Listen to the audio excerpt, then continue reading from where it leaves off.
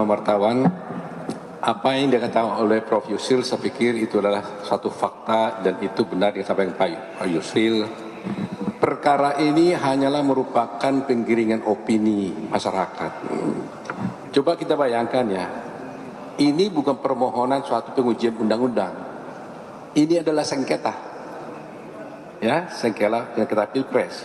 Kalau namanya sengketa, ada pihaknya.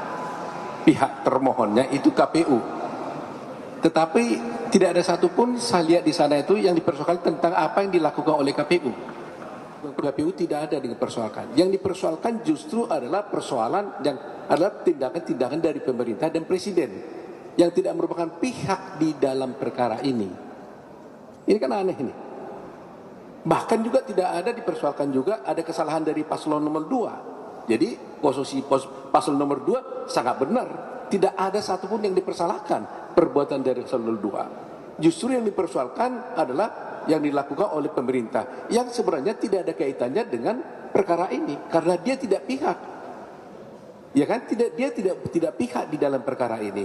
Jadi terlihat memang ini adalah upaya-upaya yang subjektif dari pihak pemohon untuk mendiskreditkan pemerintah, khususnya Pak Presiden, dan secara pribadi juga untuk Pak Gibran Rakabuming Raka.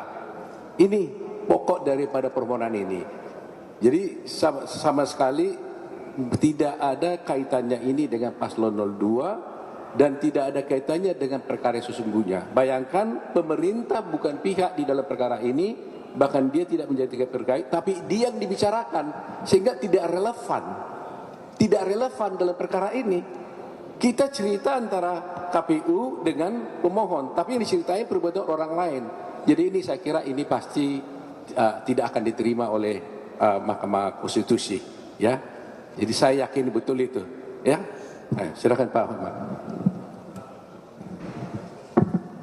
Ini dua senior sudah kasih, tapi saya singkat aja. Dalam sejarah karir saya, inilah contoh surat permohonan dan atau sejenis gugatan yang paling mengambang. Yang digugat apa? Yang dibahas bansos.